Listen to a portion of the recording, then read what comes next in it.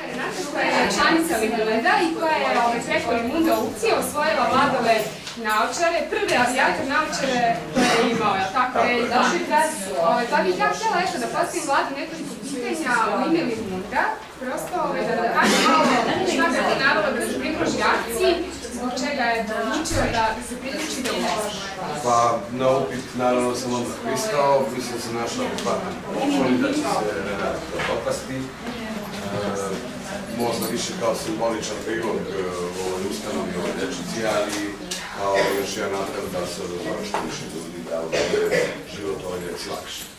A kaži mi, šta bi poručio drugim ljudima, s obzirom na to da se aukcije na Limundu nastavljaju već, pa trebalo bi od septembra, da li postoji ili već kako, evo kažem mi kolegice 23. augusta, koja je to poruka koju bi im poslala svim ljudima? Pa da se uključe u akciju, jednostavno ne bih širio priču, već uključite se u akciju i pomozite.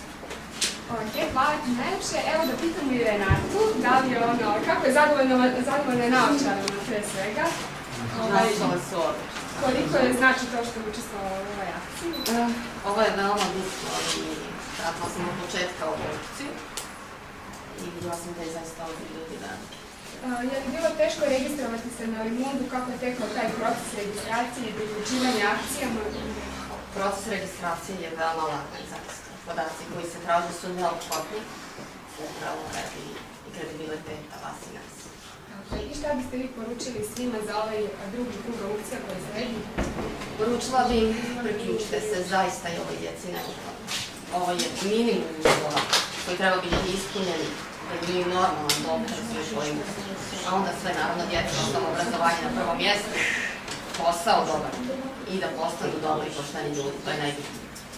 Ja se zahvaljujem svima. Hvala i vama što ste nam ovdje solidarnosti.